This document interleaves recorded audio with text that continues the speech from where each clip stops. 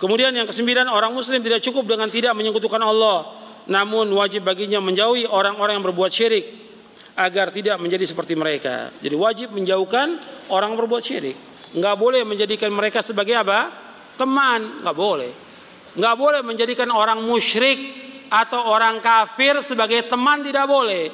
Nggak boleh menjadikan orang musyrik atau orang kafir sebagai pemimpin, tidak boleh. Selama-lamanya nggak boleh. Nggak boleh. Kita wajib bara kepada mereka, berlepas diri dari mereka. Wajib. Sekarang saya sebutkan tentang ayat ini dari penjelasan Syekhul Islam Ibnu Taimiyah.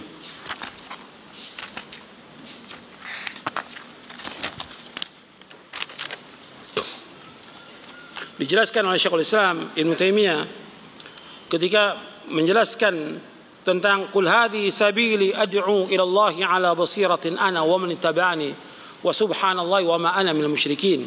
Surah Yusuf ayat 108 yang tadi kita baca. Katakanlah, ini jalanku, ini manhajku, ini metodeku untuk mengajak manusia ke jalan Allah dengan dasar ilmu dan keyakinan. Aku dan orang-orang mengikuti aku. Maha suci Allah dan aku tidak termasuk orang berbuat syirik.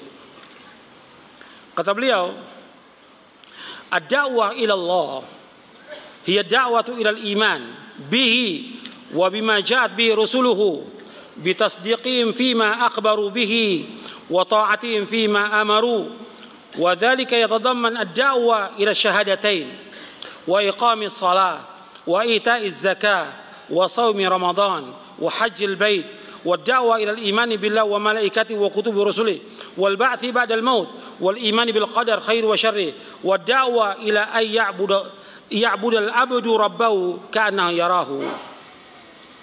Kata Syekhul Islam, beliau menjelaskan di sini tentang definisi dakwah. Sekarang banyak orang dakwah, banyak sekali berdakwah. Tapi apa yang dimaksud dengan dakwah? Karena kalau kita lihat dakwah-dakwah yang ada tidak sesuai dengan apa yang didakwakan oleh Nabi Muhammad SAW dan para sahabatnya, menyimpang. Di sini dikatakan dakwah, yaitu dakwah mengajak manusia ke jalan Allah, yaitu mengajak mereka untuk beriman kepada Allah, mentauhidkan Allah, menjauhkan syirik, dan mengajak mereka untuk beriman dengan apa yang dibawa oleh para rasul, yang dibawa oleh Nabi Muhammad, semuanya syariatnya wajib diimani semuanya, dan berdakwah agar mereka membenarkan semua yang disampaikan, yang diberitakan oleh Rasulullah sallallahu alaihi wasallam. Begitu juga mentaati mereka, para rasul, dan mentaati Rasulullah SAW. Makanya di dalam usul ats-tsalatsa, kalau antum pernah belajar atau pernah baca usul ats-tsalatsa, ketika Syekh Muhammad bin Abdul Wahhab menjelaskan tentang makna syahadat Muhammad Rasulullah, tentang makna syahadat Muhammad Rasulullah, beliau mengatakan ta'atu fima amar wa tasdiqu fima akhbar wajtinabu ma naha anhu wa zajar wa alla yu'badallahu illa bima syara'a. Yang dikatakan makna syahadat Muhammad Rasulullah yaitu mentaati beliau, mentaati Rasulullah dari apa yang beliau perintahkan, dan menjauhkan, membenarkan apa yang beliau kabarkan, dan menjauhkan apa yang beliau larang, dan kemudian beribadah kepada Allah menurut apa yang beliau syariatkan. Itu 4. Jadi kalau kita mengakui bahwa asyhadu anna Muhammad Rasulullah, bahwa Muhammad utusan Allah, yang pertama mentaati beliau, yang kedua membenarkan apa yang disampaikan oleh beliau, yang ketiga menjauhkan apa yang beliau larang, yang keempat kita wajib beribadah kepada Allah menurut apa yang beliau syariatkan. Kita wajib beribadah kepada Allah menurut apa yang beliau syariatkan. Kalau seandainya dia beribadah kepada Allah tapi tidak disyariatkan oleh Nabi Muhammad SAW, dia mengikuti Nabi Muhammad atau tidak? Tidak. Syahadatnya nggak benar dia tentang Nabi Muhammad SAW. Dia wajib beribadah kepada Allah menurut syariat yang disyariatkan oleh Nabi Muhammad SAW. Saya lanjutkan ini. Jadi dakwah, yang definisi dakwah mengajak manusia kepada iman, kemudian mengajak manusia iman kepada Allah, mengajak manusia mengimani semua yang dibawa oleh Rasulullah SAW, kemudian juga membenarkan apa yang beliau bawa, mentaati apa yang beliau perintahkan. Dan ini kandungannya, yaitu mendakwakan kepada manusia tentang makna syahadatain. Saya mau tanya kepada antum, apakah umat Islam yang ada sekarang ini sudah paham tentang syahadatain atau belum? Belum. Tentang asyhadu an la ilaha illallah wa asyhadu anna Muhammad Rasulullah. Betul, mereka sudah ucapkan, tapi tentang pemahaman kalimat ini mereka sudah paham belum? Belum. Harus didakwakan dan butuh waktu yang panjang dan lama untuk mendakwakan kalimat ini. Tentang la ilaha illallah aja mereka harus tahu. Tentang rububiyah Allah, tentang uluhiyah Allah, tentang asma wa sifat. Kemudian tentang syahadat Muhammad Rasulullah mereka harus tahu. Tentang bagaimana mereka ittiba kepada Rasulullah. Kita wajib mencintai Nabi Muhammad, wajib mencintai Nabi SAW melebihi semua kecintaan kita kepada orang tua, istri, anak dan semua manusia. Tapi konsekuensi cinta kepada beliau dengan apa? Ittiba, mengikuti Nabi Muhammad SAW. Tidak boleh mengikuti ustadz, gak boleh mengikuti dai, gak boleh mengikuti kiai. Yang wajib kita ikuti adalah Nabi Muhammad SAW. Itu konsepnya. Dan itu harus diajarkan berulang-ulang kepada umat ini. Makanya disebutkan di sini Syekhul Islam bahwa kandungan ini yaitu mendakwakan kepada manusia tentang syahadatain. Tentang asyhadu an la ilaha illallah wa asyhadu anna Muhammad Rasulullah. Mendirikan salat. Ini juga umat Islam harus belajar tentang bagaimana mengerjakan sholat sesuai dengan sunnah Rasulullah SAW. Karena Nabi bersabda SAW, "Sallu kama ra'aitumuni usolli." Hendaklah kalian sholat sebagaimana kalian melakukan sholat. Kemudian wa itai zakat, mengeluarkan zakat. Mereka juga harus tahu bagaimana mengeluarkan zakat. Wa shaumi Ramadan, puasa di bulan Ramadan. Wa hajjil bait, dan haji ke Baitullah. Wa da'wa ilal imani billah wa malaikati wa kutubi rasulih. Wal ba'thi ba'dal maut wal iman bil qadari khair wa syarri.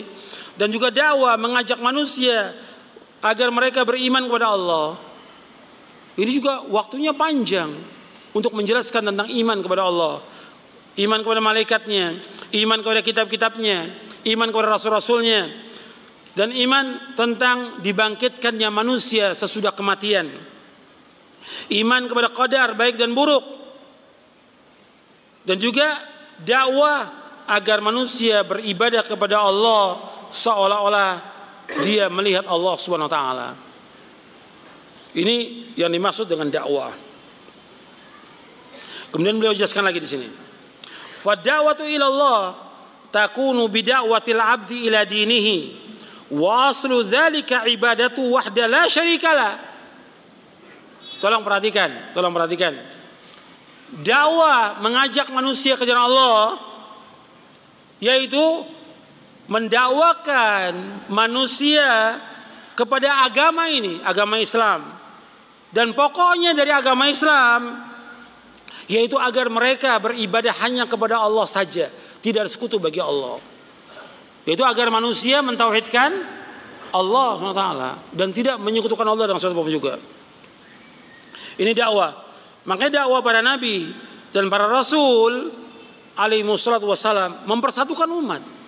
Karena mereka dakwanya semua sama, dakwah tauhid. Sebagaimana Allah sebutkan dalam surah Asy-Syura, surah 42 ayat 13. Allah berfirman, "Syara'a lakum minad dini ma wassa bihi Nuh walladzi auhayna ilaika wa ma wassayna bihi Ibrahim wa Musa wa Isa an aqimud dina wa la tatafarraqu fi." Allah telah mensyaratkan bagi kalian dari agama sebagaimana Allah wasiatkan kepada Nuh dan kepada rasul-rasul yang kami wahyukan juga kepadamu, dan apa yang kami wasiatkan kepada Ibrahim, Musa, Isa, agar mereka menegakkan agama dan tidak berpecah belah.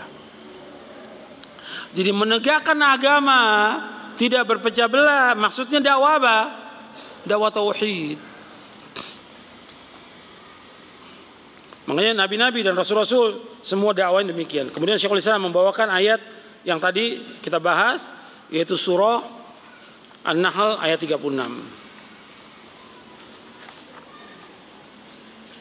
Kemudian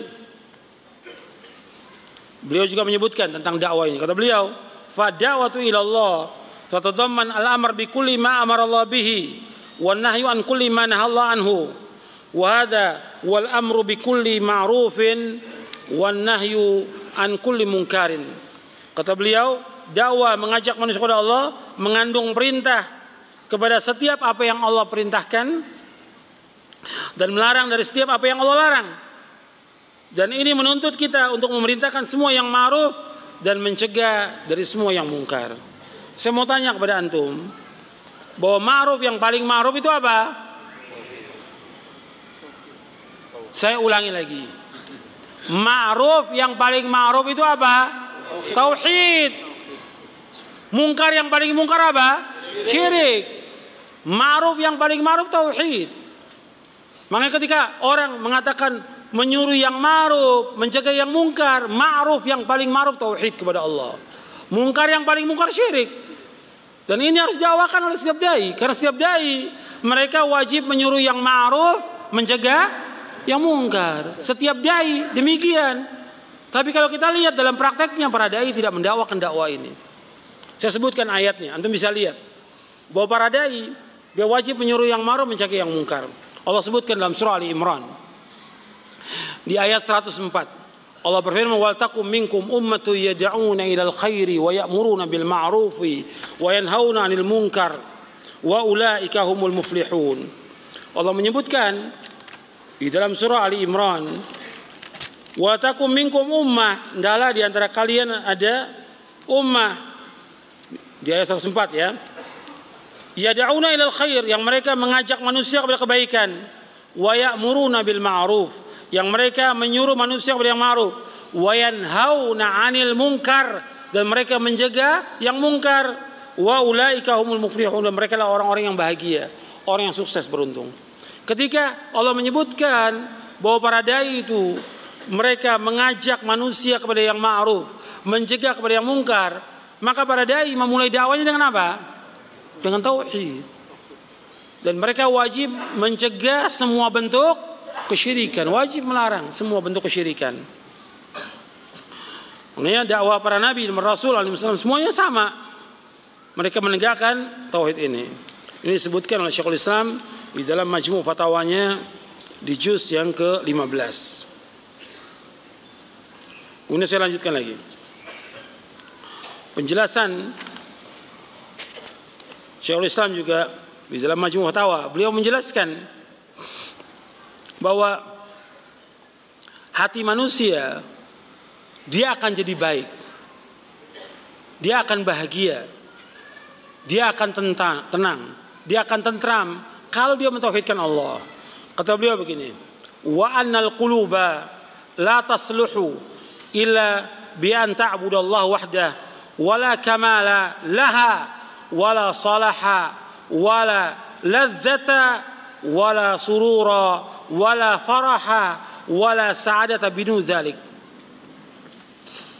Bahwasanya hati manusia tidak akan baik, selama-lamanya nggak akan baik, kecuali kalau mereka beribadah hanya kepada Allah saja, nggak ada sekutu bagi Allah. Tidak ada kesempurnaan bagi hati manusia, tidak ada kebaikan, tidak ada kelezatan, tidak ada kegembiraan, tidak ada kesenangan, dan tidak ada kebahagiaan bagi manusia kecuali mereka mentauhidkan Allah dan menjauhkan syirik. Dan ini sama penjelasannya seperti yang dijelaskan oleh Al-Imam Ibnu Qayyim dalam kitabnya Ighatsatul Lahafan. Dan ini mentauhidkan Allah merupakan tahqiq siratal mustaqim, siratal ladzina an'ama Allah 'alaihim minan nabiyyin was-siddiqin wasyuhada was-salihin wa ghairi dzalik mimma yata'allaqu bihadzal mawdhi' alladhi fi tahqiqu maqsud ad-da'wah an-nabawiyyah wa risalah ilahiyah wa huwa lubul Qur'an wa zubdatuhu wa bayanu tauhid. Dijelaskan oleh beliau bahwa kita wajib mewujudkan siratal mustaqim. Wajib, kan kita minta setiap hari ihdinas siratal mustaqim. Wajib kita wujudkan ini. Itu jalannya orang-orang Allah beri nikmat mereka dari para nabi, siddiqin, syuhada, salihin.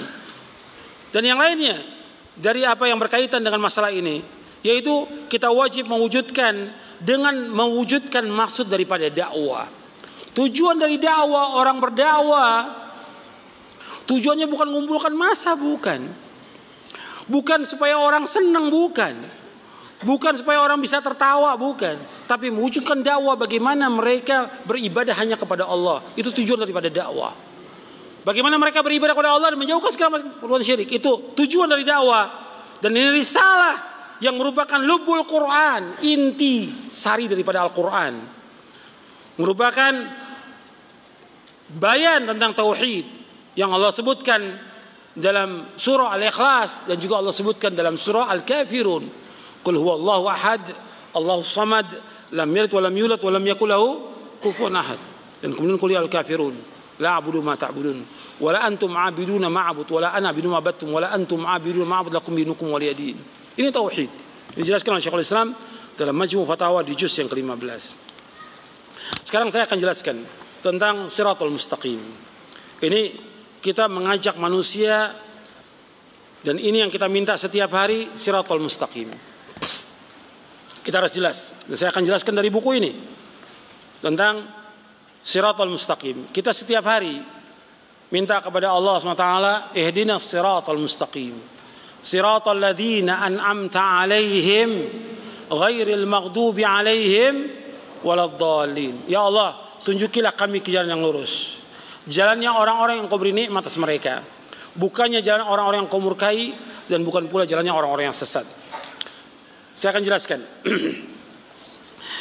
Jalan yang Allah jelaskan orang yang diberikan nikmat oleh Allah, Allah sebutkan di dalam surah An-Nisa. Antum lihat ayatnya di ayat 69. Allah sebutkan dalam surah An-Nisa ayat 69. Man yuti'illaha war rasula fa ulaika ma'al ladzina an'amallahu 'alaihim minan nabiyyin was-siddiqin wasyuhada was-salihin wa hasuna ulaika rafiqa. Allah sebutkan wa man yuti'illaha war rasula fa ulaika ma'al ladzina an'amallahu 'alaihim minan nabiyyin was-siddiqin wasyuhada wassalihin wa hasuna ulaika rafiqa. Dan barang siapa yang taat kepada Allah dan Rasulnya, maka mereka bersama orang-orang yang Allah berikan nikmat mereka dari kalangan para nabi, siddiqin, syuhada dan salihin, dan mereka adalah sebaik-baik teman. Jadi orang-orang yang telah diberikan oleh Allah nikmat, Shiratal ladzina an'amta alaihim, yaitu para nabi, siddiqin, syuhada dan salihin. Mereka semuanya sudah menempuh satu jalan. Karena jalan menuju kepada Allah itu hanya satu. Untuk melihat di sini ada ayatnya yang dibawakan oleh muallif. Untuk melihat di halaman 20. Untuk melihat di halaman 20, yaitu ayat dalam surah Al-An'am, surah yang ke-6 ayat 153. Allah berfirman, wa anna hadza sirati mustaqiman fattabi'uhu wa la tattabi'u subula fatafarraqa bikum an sabili dzalikum wassaqum bihi la'allakum tattaqun. Dan sungguh inilah jalanku yang lurus, maka ikutilah, jangan kamu mengikuti jalan-jalan yang lain yang akan mencerai-beraikan kamu dari jalan Allah. Demikianlah Allah memerintahkan kepada kamu agar kamu bertakwa. Anda perhatikan di sini, Allah menyebutkan bahwa ini jalanku yang lurus, jalan yang telah ditempuh oleh Rasulullah SAW. Ini jalan yang lurus yang kita minta, ihdinas siratal mustaqim. Kemudian setelah itu Allah menyebutkan wala tattabi'us subul, jangan kalian mengikuti jalan yang lain, fatafarraqa bikum an sabili, niscaya jalan itu akan mencerai-beraikan jalan Allah yang telah ditempuh oleh Nabi Muhammad SAW. Jalan ini jalan yang lurus, mengajak manusia kepada tauhid, menjauhkan syirik. Para dai ini wajib menempuh jalan ini. Kalau tidak, ya seperti yang kita lihat sekarang ini, bercerai-berai semua manusia ini. Karena dakwah masing-masing, setiap dai mendakwakan menurut ra'yunya, menurut pendapatnya, menurut hawa nafsunya, tidak kembali kepada Quran wa sunnah ala fahmi salaf. Yang terjadi perpecahan. Dan dakwah yang dakwakan oleh mereka macam-macam sudah.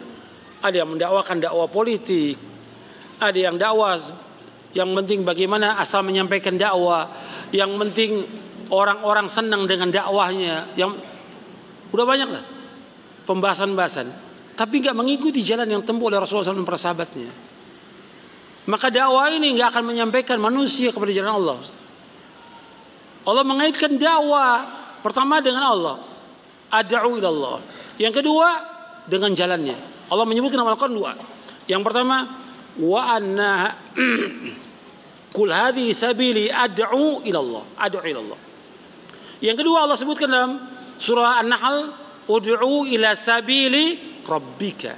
Ajak manusia ke jalan Rabbmu. Semua kaitannya dengan jalan Allah. Enggak ada yang lain, bukan jalan kita. Bukan jalan manusia, tapi jalan Allah. Yang kita dakwakan dakwah mengajak manusia kepada Allah. Kalau mengajak manusia kepada Allah, berarti kepada apa? Kepada tauhid. Makanya ketika itu Nabi menjelaskan, antum perhatikan di sini, bagaimana Nabi menjelaskan tentang Shiratal Mustaqim. Antum lihat di halaman 23. Antum lihat di halaman 23. Nabi SAW, kata Abdullah bin Mas'ud radhiyallahu an, ia berkata, khatta lana Rasulullah SAW khattan biyadihi, thumma qala hadha sabilullah mustaqima, wa khatta khututan an yamini wa shimali, thumma qala hadhihi subulun mutafarriqatun laysa minha sabilun illa alayhi syaitanun yad'u ilayhi, thumma qara'a qawlahu ta'ala wa anna hadha sirati mustaqiman fattabi'uhu wa la tattabi'u subula fatafarraqa bikum min sabilihi dzalikum wasaqum bihi la'allakum tattaqun. Rasulullah SAW membuat garis dengan tangannya, kemudian bersabda, ini jalan Allah yang lurus. Lalu beliau membuat garis-garis di kanan kirinya. Kemudian beliau bersabda, inilah jalan-jalan yang mencerai-beraikan, jalan-jalan yang sesat. Tidak ada satupun dari jalan-jalan ini melainkan di dalamnya terdapat syaitan yang menyeru kepadanya. Selanjutnya beliau membaca firman Allah Ta'ala, dan sungguh ini jalanku yang lurus, maka ikutilah. Jangan kamu ikuti jalan-jalan yang lain yang akan mencerai-beraikan kamu dari jalan Allah. Demikianlah Allah memerintahkan kepada kamu agar kamu bertakwa. Jadi untuk mencapai tauhidullah, mentauhidkan Allah yang hakiki, kita harus melalui Shiratal Mustaqim, jalan yang lurus. Jadi seorang dai yang mengajak orang kepada suatu perkara pasti butuh pada dua perkara. Yang pertama maksud dan tujuan yang diinginkan dari dakwah. Yang kedua wasilah perantara. Karena itu Allah menyebutkan bahwa dakwah terkadang mengajak kepada Allah dan terkadang mengajak kepada jalannya. Jadi di sini mengajak manusia ke jalan Allah, yaitu mengajak manusia untuk beribadah hanya kepada Allah. Ini tujuan dari dakwah. Ya, tujuan dari dakwah bukan mencari maisha, bukan. Bukan cari uang, bukan cari amplop. Bukan cari masa, bukan cari kedudukan, bukan cari pujian, bukan. Tapi mengajak manusia kemana? Ke jalan Allah agar manusia mentauhidkan Allah. Ini dakwah namanya. Ini dakwah dengan dasar nas Al-Quran, penjelasan Nabi Muhammad SAW, dan juga penjelasan dari Syekhul Islam Ibnu Taimiyah. Di dakwah mengajak manusia kepada Allah sesuai dengan yang pertama dibahas dalam kitab ini. Wa ma khalaqtul jinna wal insa illa liya'budun. Tujuan dari penciptaan manusia beribadah kepada Allah. Maka dakwah mengajak manusia. Kenapa manusia ini menyimpang? Menyimpang. Dia berbuat syirik, berbuat bid'ah, berbuat maksiat. Ya karena banyak faktor. Faktor yang pertama jelas, yaitu iblis yang menggoda mereka, menyesatkan mereka. Yang kedua hawa nafsu yang menyesatkan mereka dari jalan Allah, yaitu hawa nafsu. Yang ketiga dunia ini. Dunia ini menyesatkan manusia. Dunia ini sibuk dengan dunia, dengan kerjaan, dengan usaha, dengan dagang. Usaha, dagang, kerja wajib, cari nafkah wajib. Tapi jangan kita tamak kepada dunia. Jangan habis waktu kita untuk dunia. Itu yang menyesatkan manusia. Kemudian yang menyesatkan manusia lagi, yaitu bagian daripada dunia ini, yaitu fitnah. Fitnah syahwat dan fitnah asyubuhat.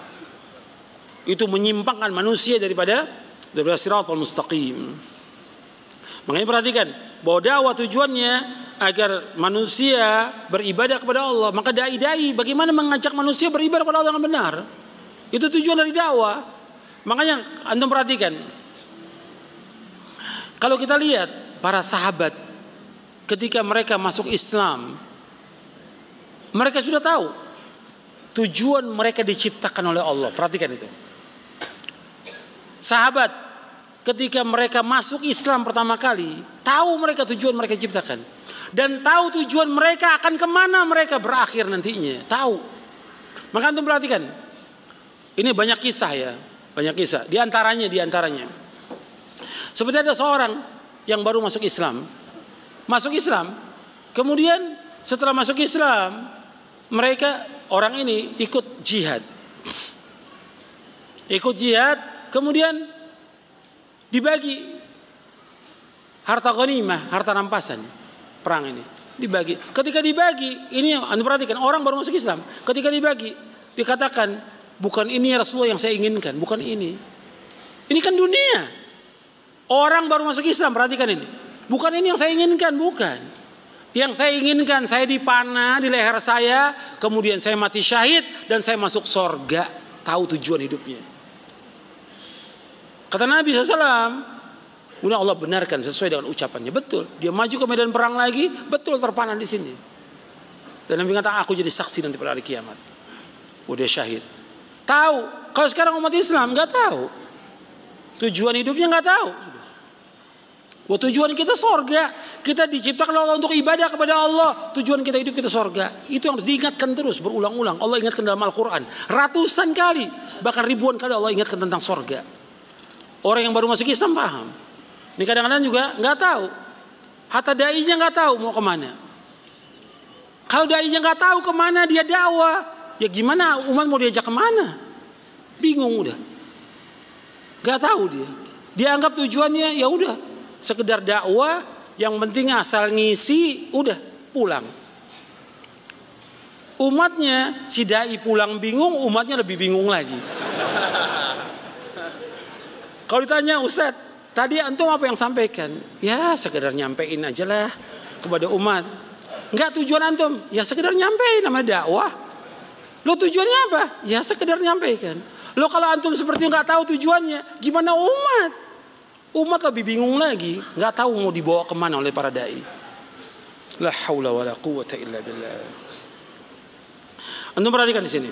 Jadi kesimpulannya, yang harus kita dakwakan, yang kita ajak dari Shiratal Mustaqim, yaitu Allah satu-satunya yang berhak diibadahi. Dan ini maksud tujuan daripada dakwah. Antum lihat halaman 24. Halaman 24. Ini maksud dan tujuan dari dakwah. Hal ini dilakukan dengan mewujudkan al-uluhiyah bagi Allah SWT, serta dengan mentauhidkan Allah dan mencegah manusia dari berbagai macam bentuk kesyirikan.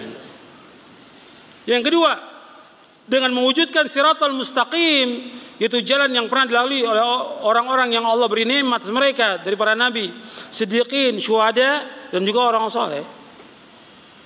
Jadi mana ini yang dijelaskan oleh para ulama. Jadi kita harus menegakkan akidah dan juga manhaj. Apa maksud dengan manhaj itu? Antum lihat di halaman 25. Dengan kata lain, manhaj, jalan para salaf, para sahabat, itulah yang wajib diikuti. Karena dengan mengikuti manhaj salaf, maka akidah tauhid kita akan terjaga. Manhaj adalah pagar yang mengelilingi, yang menjaga akidah, dan benteng yang kokoh bagian daripada akidah.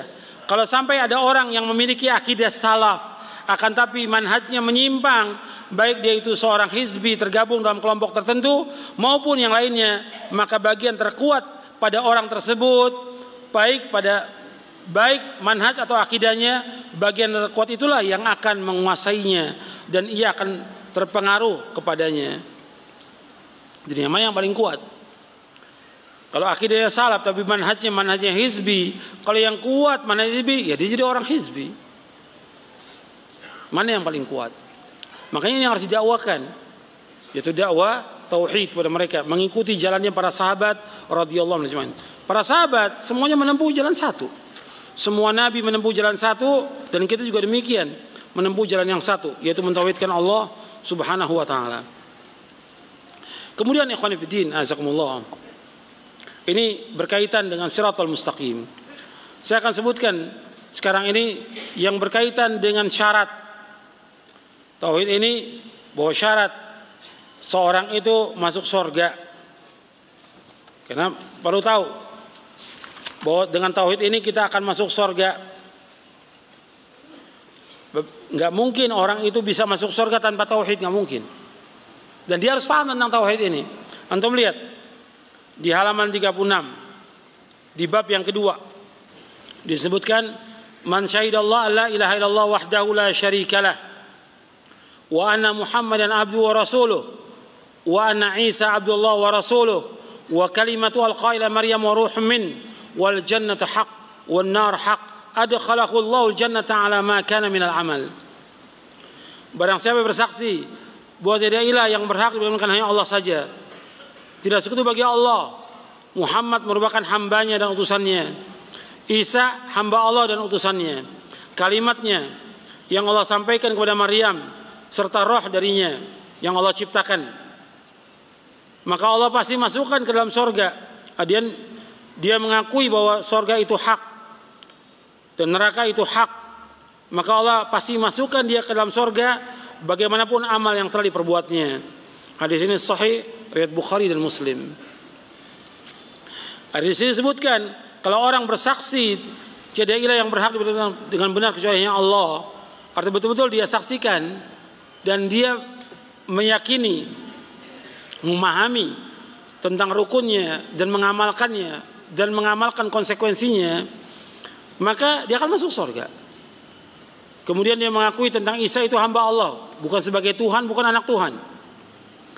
Kemudian dia mengakui tentang surga itu hak, neraka itu hak, maka Allah akan masukkan dia ke dalam surga.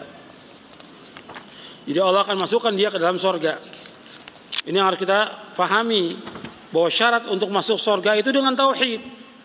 Gak bisa orang masuk surga tanpa tauhid. Jadi harus dengan tauhid.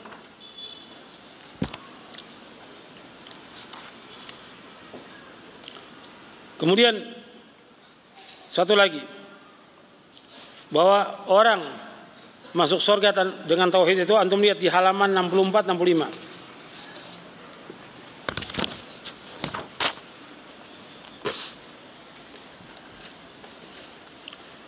Jadi syarat, makanya dalam judulnya saya sebut tauhid pemersatu umat dan syarat untuk masuk surga. Syarat. Tanpa tauhid gak bisa orang masuk surga, meskipun dia beramal sebanyak-banyaknya. Makanya pernah ditanyakan oleh Aisyah radhiyallahu anha tentang Ibnu Jud'an, yang dia di Mekah banyak melakukan amal-amal soleh, menolong orang miskin, menjamu orang-orang menunaikan ibadah haji, menolong anak yatim. Kata Aisyah, apakah bermanfaat dia amal solehnya itu? Kata Nabi, enggak bermanfaat. Tidak bermanfaat sampai dia mengucapkan 2 kalimat syahadat. Sampai dia mengucapkan kalimat tauhid baru bermanfaat buat dia. Makanya orang-orang kafir yang melakukan amal soleh apa aja nggak akan diterima oleh Allah. Di dunia dibalas, tapi di akhirat tidak. Orang kafir, ya meskipun dia berbuat kebaikan, apa saja berbuat kebaikan. Kan ada orang kafir yang dia berbuat kebaikan, nolong anak yatim, orang miskin. Bahkan ada orang kafir sekarang ini yang bangun masjid. Ada orang kafir yang nolong membantu pondok pesantren. Bahkan masuk lagi ke pondok, ya, pakai sarung, pakai pici.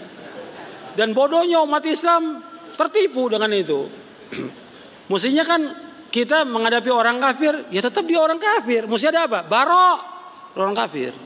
Nggak bisa mencintai orang kafir, nggak boleh orang beriman mencintai orang kafir, tidak boleh selama-lamanya, tidak boleh. Hatta dia orang tua, anak, saudara, nggak boleh mencintai orang kafir, nggak boleh ada seberat zarrah ini cinta pada orang kafir, tidak boleh selama-lamanya. Kalau dia mencintai orang kafir, maka dia bukan orang beriman, orang munafik, itu bukan orang beriman. Kalau mencintai orang kafir, nggak ada yang namanya orang beriman itu mencintai orang kafir, nggak ada. Nggak boleh. Mau antum buktikan ayatnya? Antum lihat dalam surah Al-Mujadilah ayat 22, surah 58 ayat 22. Antum lihat ayatnya, biar antum tahu. Sekarang ini banyak orang-orang mencintai orang kafir, mendukung orang kafir. ya, mendukung orang, membela lagi orang kafir.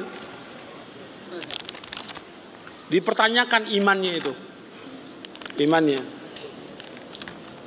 Untuk melihat di surah Al-Mujadilah surah 58 di ayat 22. Ayat 22. Allah berfirman, "La tajidu qauman yu'minuna billahi wal yawmil akhir yuwadduna man hadallahu wa rasulahu walau kanu aba'ahum aw abna'ahum aw ikhwanahum aw ashiratahum ulaika kataba fi qulubihimul iman wa ayyadahum bi ruhin min wa yudkhiluhum jannatin tajri min tahtiha al-anharu khalidina fiha radhiyallahu anhum wa radu an ulaika hizbullah ala inna hizballahi humul muflihun." Engkau tidak akan dapati satu kaum yang beriman kepada Allah dan hari akhir saling mencintai kepada orang-orang yang menentang Allah dan Rasulnya, meskipun yang menentang itu bapak mereka atau anak mereka atau saudara mereka atau keluarga mereka. Allah sudah tuliskan pada hati mereka orang yang beriman itu, yaitu iman, dan Allah telah kuatkan mereka dengan pertolongan daripadanya. Dan Allah masukkan mereka ke dalam surga yang mengalir di bawahnya sungai-sungai yang mereka kekal dalamnya selama-lamanya. Allah redha kepada mereka, mereka pun redha kepada Allah. Mereka adalah golongan Allah. Ketahuilah sungguhnya golongan Allah itu orang-orang yang menang. Jadi Allah menyebutkan di sini, engkau nggak akan dapati yang namanya orang yang beriman kepada Allah mencintai siapa? Orang kafir nggak akan dapati. Meskipun orang kafir itu bapak mereka, anak mereka, saudara mereka, keluarga mereka, nggak akan cinta. Nggak boleh mencintai orang kafir selama-lamanya, nggak boleh. Kalau dia mencintai orang kafir, berarti yang tidak benar apanya? Iman yang nggak benar, dia orang munafik ini, bukan orang beriman. Jelas? Nanti saya sebutkan lagi ayat yang lain. Kalau antum mau tanyakan lagi, saya sebutkan lagi ayat yang lain. Jadi orang kafir meskipun dia melakukan amal soleh, diterima atau tidak di hari kiamat oleh Allah? Tidak, nggak akan diterima oleh Allah. Dasarnya di beberapa ayat dalam Al-Quran. Di antara Allah berfirman, wa qadimna ila ma amilu min amalin faja'alnahu haba'an manthura.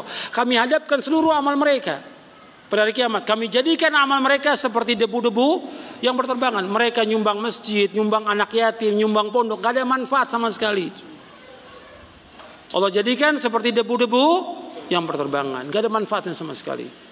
Allah jadikan seperti fata morgana, seperti yang Allah sebutkan dalam surah An-Nur. Makanya syarat untuk masuk sorga itu dasarnya tauhid, gak boleh berbuat syirik. Antum lihat hadisnya dalam buku ini halaman 64. Nabi SAW bersabda dari sahabat Jabir radhiyallahu anhu, Rasulullah SAW bersabda, "Man laqiyallaha la yusyriku bihi syai'an dakhala al-jannata, wa man laqiyahu yusyriku bihi syai'an dakhala an-nara." Barang siapa yang bertemu dengan Allah, dia meninggal dunia dalam keadaan tidak mempersekutukan Allah dengan sesuatu pun juga, maka dia pasti masuk surga. Saya ulangi lagi, barang siapa yang bertemu dengan Allah, artinya dia meninggal dunia dalam keadaan tidak berbuat syirik kepada Allah, dalam keadaan tidak mempersekutukan Allah dengan sesuatu apapun juga, maka dia pasti masuk surga. Tetapi barang siapa yang bertemu dengan Allah, meninggal dunia dalam keadaan dia berbuat syirik kepada Allah, mempersekutukan Allah dengan sesuatu apapun, pasti dia masuk neraka. Hadis ini sahih riwayat Muslim. Jadi di sini dijelaskan oleh Imam An-Nawawi, kata beliau bahwa orang musyrik, orang kafir tempatnya di mana? Di neraka. Nggak ada orang kafir tempatnya di sorga. Orang kafir tempatnya neraka selama-lamanya. Dan nggak ada kemuliaan bagi orang kafir sama sekali. Jadi mereka yang masuk neraka serta kekal di dalamnya adalah, kata Imam Nawawi, orang yang masuk dan kekal dalam neraka yaitu ahlul kitab, orang-orang Yahudi, Nasrani, penyembah berhala, orang-orang kafir yang lainnya. Tidak melihat apakah orang kafir itu menentang Islam, menyelisihinya, maupun orang itu menyandarkan diri kepada Islam, yakni dia mengaku muslim, akan tapi dia mengingkarinya, padahal dia tahu perkara dalam agama ini yang menjadikan kafir jika diingkari, dan yang semisalnya. Jadi kata Imam Nawawi, yang dikatakan orang kafir itu apakah dia menentang Islam, memusuhi Islam atau tidak memusuhi Islam, dia kafir, maka tempatnya di mana? Neraka. Jelas. Nas Al-Quran demikian, kemudian juga hadis demikian. Kalau nas Al-Quran, Allah menyebutkan nama Al-Quran, innalladzina kafaru min ahlil kitabi wal musyrikina fi nari jahannam khalidina fiha ulaika hum syarrul bariyah. Sesungguhnya orang-orang kafir dari ahlul kitab dan orang-orang musyrik tempatnya di mana kata Allah? Dalam neraka. Kekal mereka selama-lamanya. Dan mereka sejelek-jelek makhluk di muka bumi. Allah yang firmankan dalam Al-Quran. Nggak bisa dibela orang kafir. Sehebat apapun, apakah dia jujur, dia amanah, segala macam, nggak bisa dibela. Kafir tetap kafir, tempatnya di neraka. Menurut Al-Quran, nggak boleh dibela. Nas Al-Quran, mau nentang Al-Quran, tambah lagi ntar yang melecehkan Al-Quran akhirnya. Nas Al-Quran, kita nggak keluar dari itu. Quran Sunnah, nggak ada yang lain udah.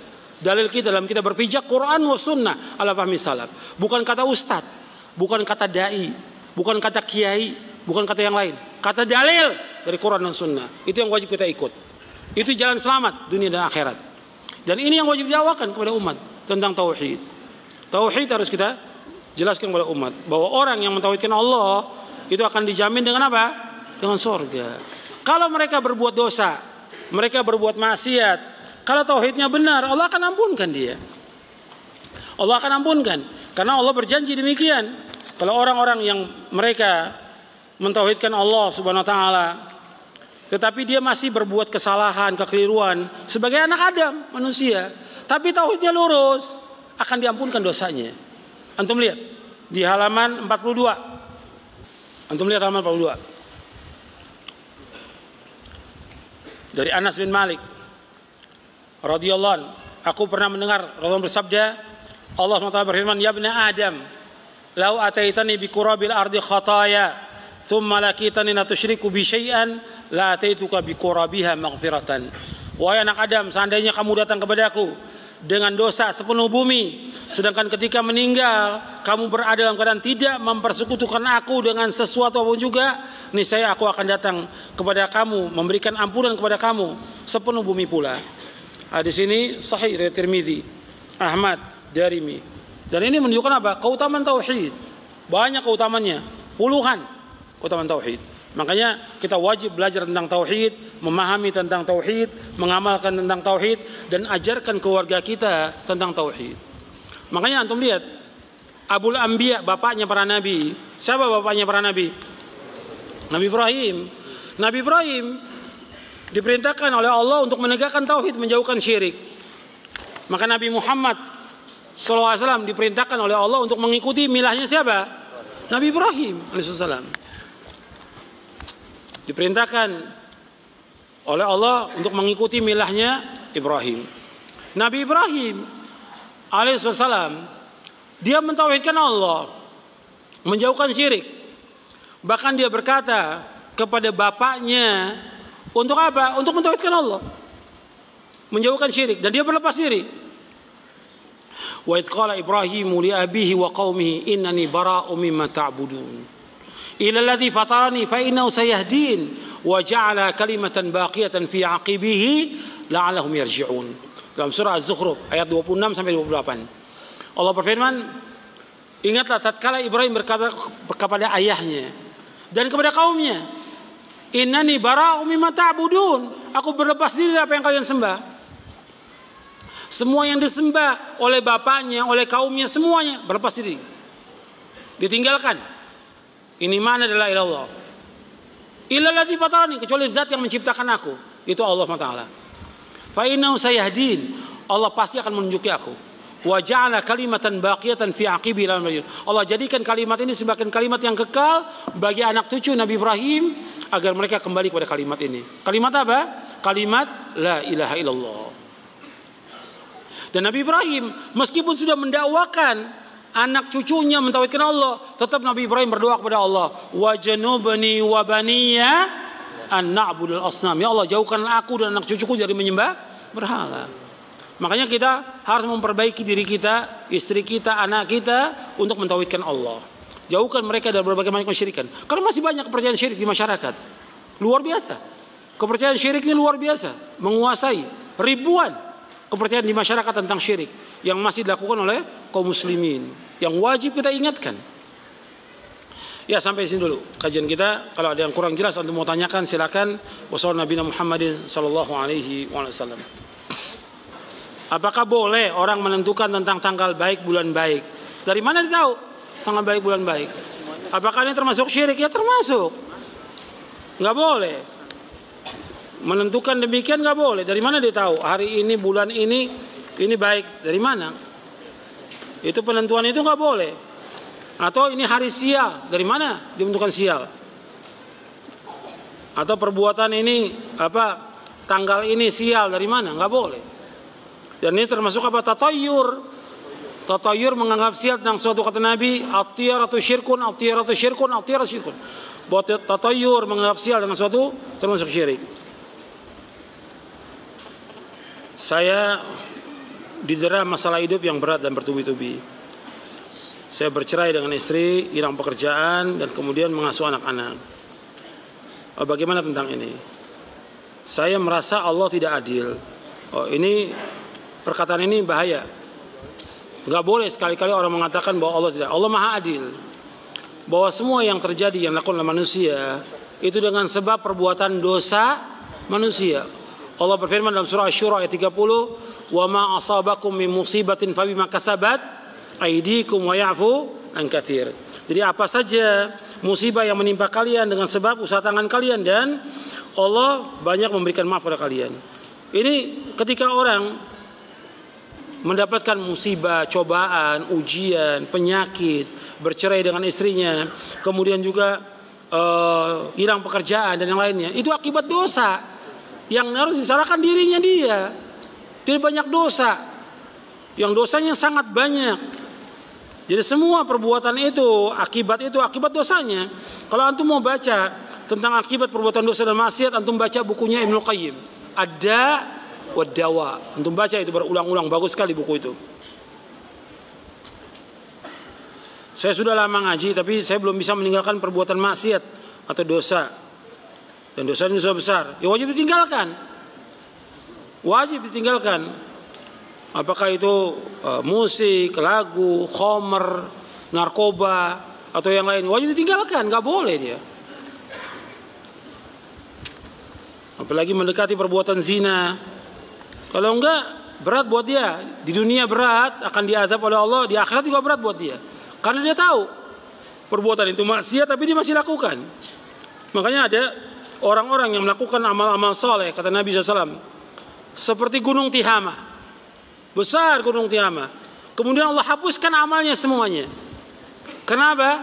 Karena dia apabila melewati apa-apa yang dilarang oleh Allah, dia langgar. Hadis ini sahih, diriwayatkan oleh Imam Ibnu Majah.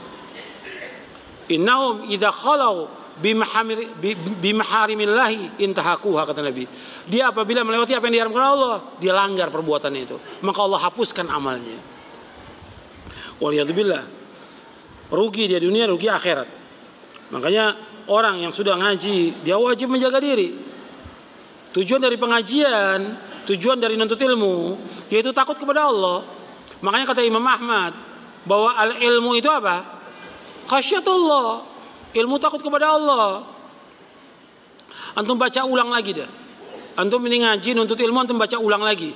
Menuntut ilmu jalan menuju surga. Panduan menuntut ilmu. Saya jelaskan di situ. Bagaimana ilmu itu wajib mencegah kita dari perbuatan keji dan mungkar. Karena ilmu itu takut kepada Allah. Kalau kita nggak takut, berani, berarti kita bukan talibul ilm. Seorang muslim dia wajib takut kepada Allah. Maka Allah menyebutkan dalam Al-Quran, innama yakhshallah min ibadihil ulama. Dia wajib takut kepada Allah. Bukan dia ngaji, sekedar asal ngaji, tapi dia masih melanggar, masih berbuat riba, masih musik, masih durhaka pada orang tuanya, masih makan yang haram, masih dia mendekati perbuatan zina. Ini gak bermanfaat ilmunya, gak ada manfaat. Yang kita minta kepada Allah setiap hari, Allahumma inni as'aluka ilman nafi'a wa rizqan thayyiban wa amalan mutaqabbala. Ya Allah, kumohon kepada Engkau ilmu yang bermanfaat, rezeki yang halal, amal yang terima. Ilmu yang bermanfaat. Kalau ini dia masih melanggar, ilmunya gak bermanfaat. Ada orang yang dia ngaji, bahkan jadi pengurus pengajian, tapi nggak pernah tinggal rokoknya. Ini nggak ada manfaat ini. Seperti ini. Dia harus tinggalkan semua yang haram, harus tinggalkan. Kita wajib menjelaskan, kita wajib mengimani tentang nama dan sifat Allah. Nah, bagaimana kalau ada orang menuduh pengajian sunnah ini mujassimah? Mujassimah itu artinya kelompok yang menyamakan Allah dengan makhluknya, sama dengan musyabbiha. Ini karena kebodohan mereka dari ahlul bidah, kesalahpahaman mereka. Dianggap kalau kita menetapkan nama dan sifat Allah, dianggap kita musyabbiha. Tidak. Kita wajib menetapkan semua nama dan sifat Allah sebagaimana yang Allah dan Rasulnya tetapkan. Tapi nggak boleh kita mentakwil, nggak boleh kita mengingkari, nggak boleh kita menyamakan dengan makhluknya, dan nggak boleh kita menanyakan tentang bagaimana sifat Allah. Seperti disebutkan tentang wajah Allah, kita wajib menetapkan tentang wajah. Tapi wajah Allah nggak sama dengan wajah makhluknya. Allah punya tangan, tangan Allah nggak sama dengan makhluknya. Allah mendengar, nggak sama mendengar dengan makhluknya. Laisa kamitslihi syai'un wa huwas samiul basir. Allah nggak sama dengan makhluknya. Dan Allah Maha mendengar, Allah Maha melihat.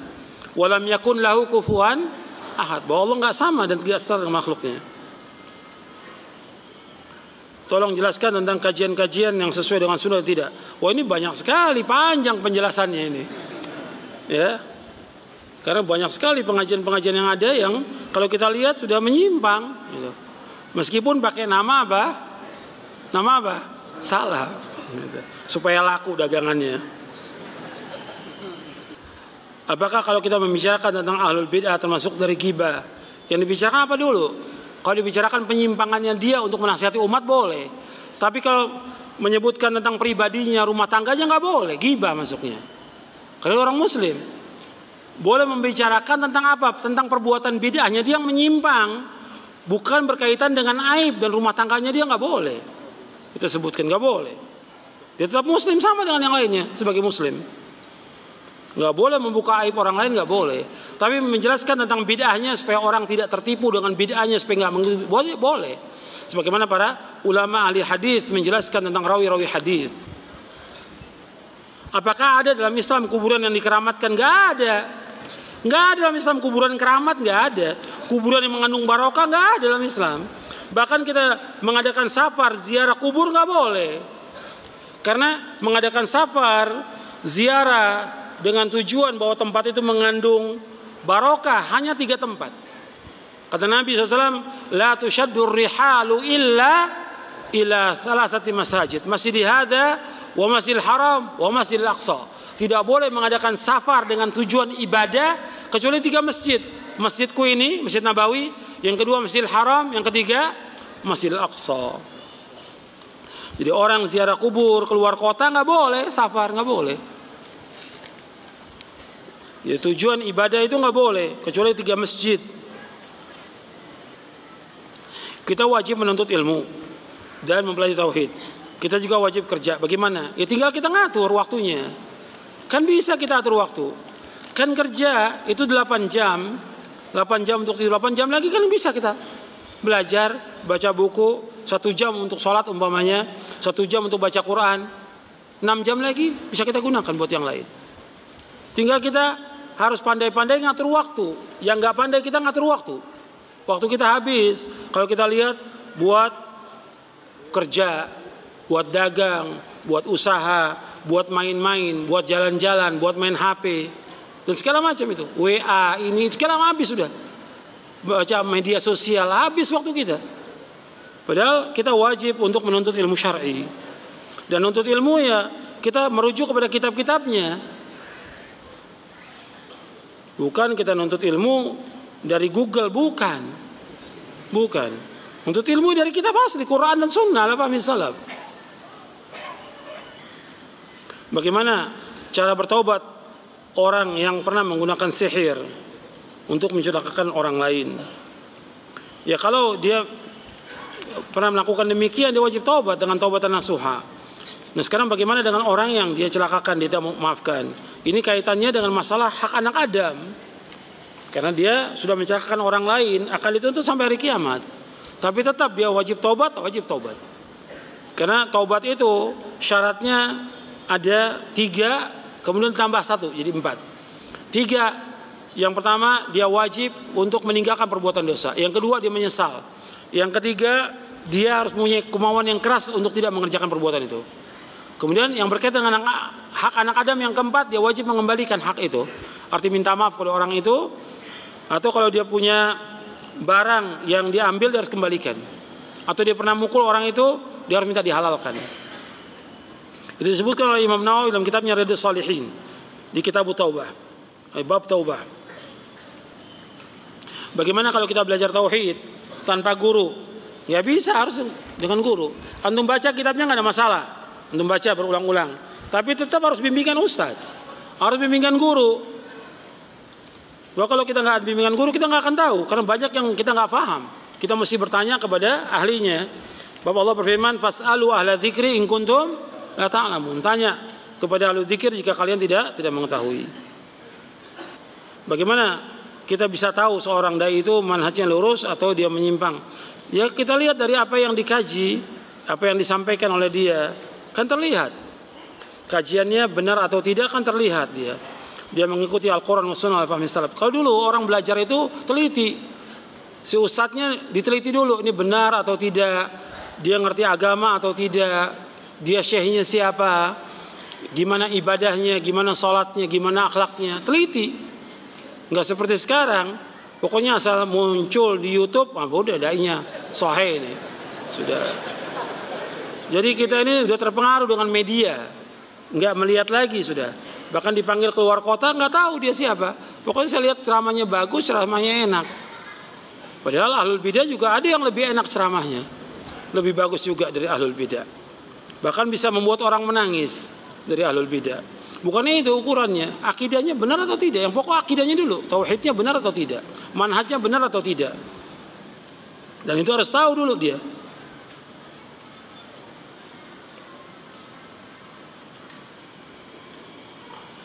Apakah boleh kita minta didoakan oleh manusia? Ini pernah terjadi di zaman Umar bin Khattab radhiyallahu an. Ada orang datang kepada Umar bin Khattab, kemudian minta doa kepada Umar. Kemudian Umar mengatakan, apakah kami ini para nabi? Kata Umar, apakah kami ini para nabi? Kami bukan para nabi. Kalau nabi betul, doanya mustajab dan dikabulkan. Jadi orang datang kepada Umar, Umar minta, orang itu minta doakan. Kata Umar, kami bukan para nabi, kamu berdoa sendiri. Kalau yang memang ada nas, ada dalil, boleh. Seperti Nabi menyebutkan tentang Uwais Al-Qarni. Kalau dia datang, kamu minta kepada dia agar Allah mengampuni dosa kamu. Ketika Uwais datang, Umar minta sesuai dengan hadis Nabi. Uwais, tolong doakan saya. Karena ada dalil. Jadi kita semuanya berdasarkan dengan dalil. Ada dalil kita ikut, enggak? Kita enggak ikut.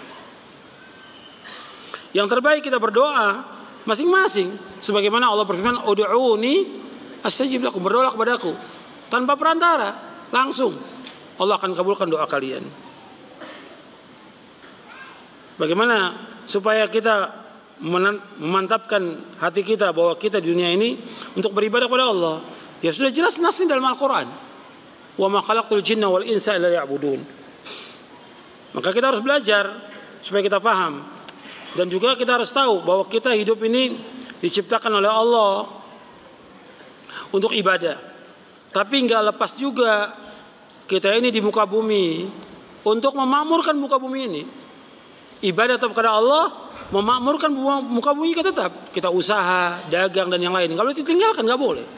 Nggak boleh, kita ibadah aja, kita nggak mencari nafkah, nggak boleh. Kita wajib mencari nafkah. Kita nggak boleh mengharap sesuatu dari manusia, nggak boleh. Nggak boleh kita menjadi beban buat orang lain, nggak boleh. Kita wajib mencari nafkah untuk diri kita, istri kita, orang tua, anak, wajib. Kemudian juga kita jangan terpengaruh dengan dunia. Jangan kita dilalaikan oleh dunia, jangan dilalaikan oleh harta. Tujuan hidup kita adalah sorga. Karena diri kita ini sudah dibeli oleh Allah, yang jaminannya sorga. Maka kita wajib beramal ikhlas karena Allah SWT. Bagaimana kalau orang melakukan kesyirikan, dia berbuat bid'ah atau dia tidak menuntut ilmu syar'i, Apakah dia ada uzur di negeri kaum muslimin? Ya dia wajib belajar kan.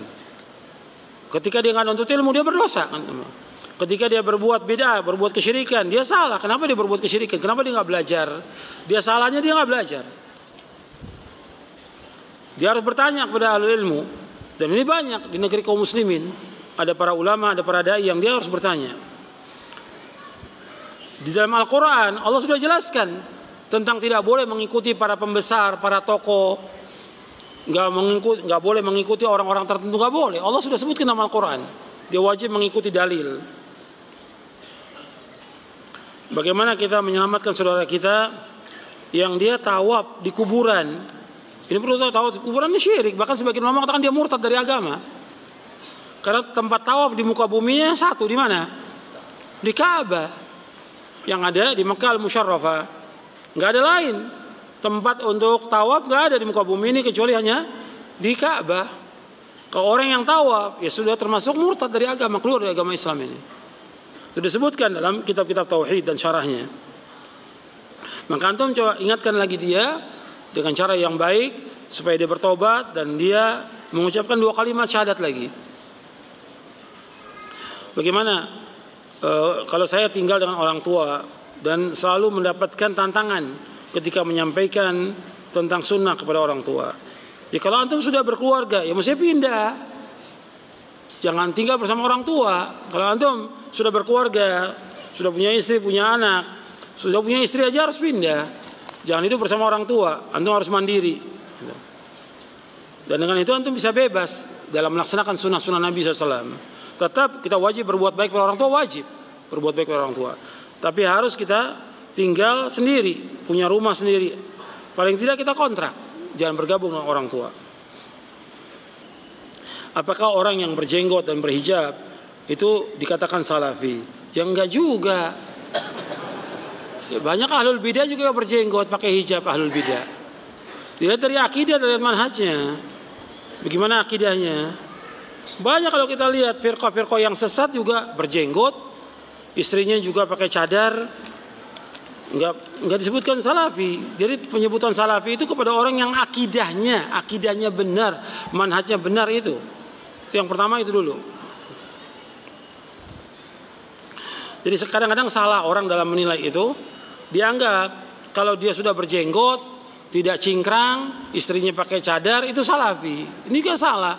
Sehingga kadang-kadang cukup dengan jenggot dan tidak isbal, bagi dia udah cukup. Jadi nggak perlu ngaji lagi udah salafi, udah dijamin dengan sorga seolah-olah demikian. Gitu. Makanya banyak kita lihat orang-orang ya yang dia berjenggot gak pernah ngaji. Gitu. Kepengennya ngatur dakwah, kepengen jadi panitia, kepengen jadi IO atau yang lainnya gitu. Tapi nggak pernah ngaji gitu. Jadi modalnya apa? Cuma apa? Jenggot dikit di sini. Sama tidak isbal. Nggak cukup. Dilihat dari akidahnya dulu, manhajnya benar atau tidak. Dan dia wajib untuk ilmu, nggak boleh berhenti. Sampai kapan untuk ilmu? Sampai mati.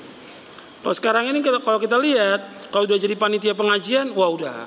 Seolah udah khatam di ilmunya. Padahal nggak bisa apa-apa. Baca Quran juga sebagian nggak bisa kok. Yang panitia itu. Tauhid nggak paham tentang rukun tauhid, ditanya nggak tahu. Belum tahu Ustaz. Antum belajar bukan jadi panitia, belajar bukan jadi panitia. Bagaimana supaya suami saya ini terhindar daripada riba? Ya antum yakinkan bahwa perbuatan riba ini perbuatan yang haram dan dosa besar yang besar. Tentang riba ini. Jadi riba itu harus dijelaskan kepada suami anti ini untuk meninggalkan riba. Kalau rezeki pasti dikasih sama Allah. Memang ketika dia berhenti dari perbuatan riba itu, tidak kerja di tempat-tempat riba, dapat cobaan, ujian, dan itu biasa. Cobaan ketika dia taubat dikasih cobaan. Ya maisha belum ada, mata pencarian belum ada, masih nganggur, harus sabar.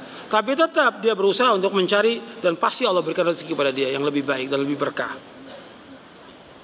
Bagaimana kalau seorang dia mengutamakan ma'rifatullah namun syariatnya tidak jalankan? Ya, ma'rifatullah artinya mengenal tauhid dan mengamalkannya. Bukan seperti orang-orang tasawuf tarekat. Ma'rifatullah dianggap oleh dia mengenal dengan hati. tapi yang lain ditinggalkan dari syariatnya. Nggak boleh. Yang dikatakan ma'rifatullah, mengenal Allah dan mengamalkannya. Dan dia wajib melaksanakan syariat seperti sholat, puasa, zakat, haji, dan yang lainnya wajib dilaksanakan. Orang tua saya mengikuti seorang ustadz. Dia mengajarkan amalan dan ada kifaratnya. Kalau ingin sesuatu seperti keluar penjara, proses lahiran lancar, harus membayar kafarah. Bayarnya 1 juta. Apakah termasuk ajaran yang benar? Ajaran yang sesat ini namanya. Sesat. Nggak ada dalam Islam membayar kafarat kepada ustadz, nggak ada. Nggak ada ini.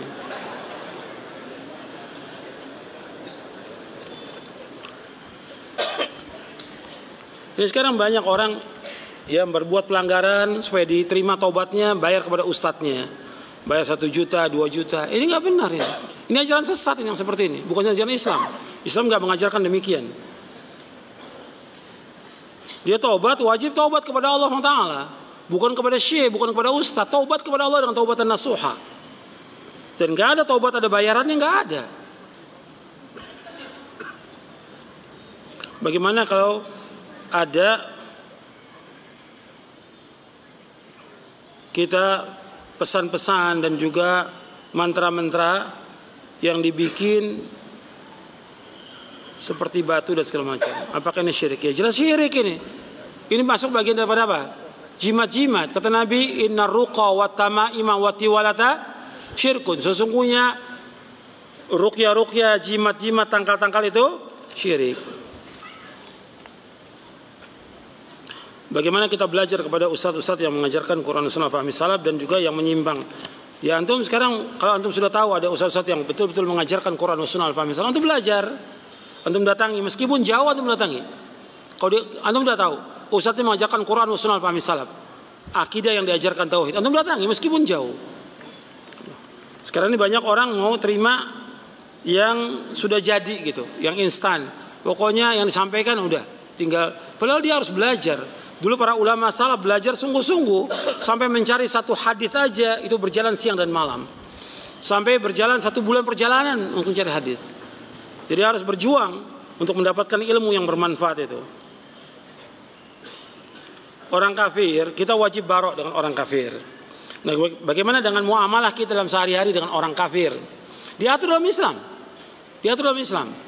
Muamalah dengan mereka boleh, kayak jual beli, dagang, pinjam meminjam, gadai menggadai boleh. Nabi juga pernah tergadai baju besinya dengan orang Yahudi. Boleh. Tapi kita mencintai mereka, menjadikan mereka sebagai sahabat, nggak boleh dalam Islam. Kan kata Nabi SAW, la tusahib illa mu'minan wa la yaqul ta'amaka illa taqiyun. Jangan kalian bergaul melainkan kepada orang yang beriman saja. Dan jangan makan kalian makan orang-orang yang bertakwa kepada Allah. Jadi kita nggak boleh menjadikan orang kafir itu sebagai teman dekat kita, sahabat karib kita, nggak boleh. Banyak di dalam ayat Quran berapa ayat menjelaskan tentang itu. Nggak boleh kita. Dan mencintai mereka nggak boleh. Tapi muamalah dengan mereka dalam artinya jual beli boleh. Dalam Islam boleh.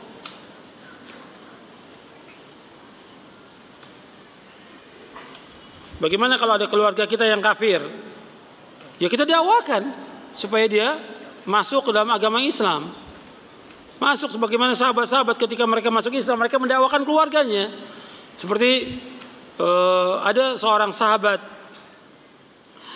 yaitu Tamim Ad-Dari. Tadinya orang Kristen dia, Nasrani. Kemudian masuk Islam. Kemudian setelah masuk Islam dia mendakwakan kepada keluarganya. Di antara keluarganya ada yang masuk Islam, di antara keluarganya tetap dalam Kristen. Kata dia, aku melihat keluarga saya, famili saya yang masuk Islam bahagia hidupnya. Dan saya lihat orang-orang yang menolak dakwah saya yang tetap Kristen hidupnya sengsara. Makanya ingat bahwa orang Islam itu hidupnya bahagia dia. Kalau ada yang cobaan ujian wajar sebagai manusia, tapi dia orang yang bahagia. Orang Islam itu orang yang bahagia. Sebab Nabi bersabda SAW, qad aflaha man aslama wa ruziqa kafafan wa qanna'ahu Allah bima ata.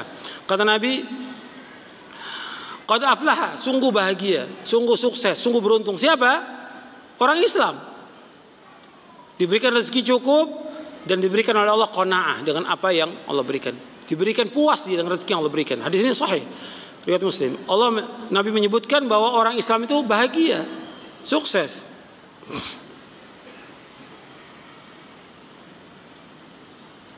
Apakah boleh menjadikan orang kafir sebagai pemimpin? Ya nggak boleh, hukumnya haram. Ayatnya banyak, saya bawakan satu ayat aja ya. Antum lihat supaya jelas ini. Sebab banyak orang-orang Muslim yang dia ikut mendukung orang-orang kafir, menjadikan orang kafir sebagai pemimpin, nggak boleh. Atau ingin mengangkat mereka, memilih mereka sebagai pemimpin, nggak boleh. Ini orang-orang yang memilih orang-orang kafir sebagai pemimpin, kata Allah, mereka adalah orang-orang munafik. Antum lihat ayatnya dalam surah An-Nisa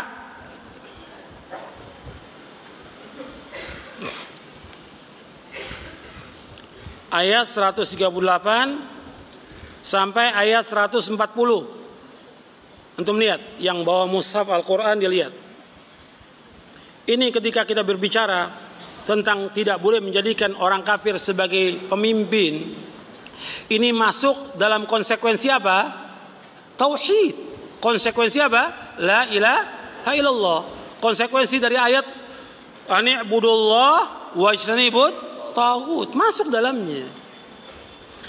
Allah berfirman dalam surah An-Nisa ayat 138 sampai 140. Basyiril munafiqina bi anna lahum 'adzaban alima alladzina yattakhiduna al-kafirina awliya'a min dunil mu'minin ayabtaghuna 'indahumul 'izzah fa innal 'izzata lillahi jami'a wa qad nazzala 'alaikum fil kitabi an idza sami'tum ayati la yughfaru biha wa yustahza'u biha fala taq'udu ma'hum hatta yakhudu fi haditsin ghairi innakum idzan mithluhum innallaha jami'ul munafiqina wal kafirina fi jahannam jami'a.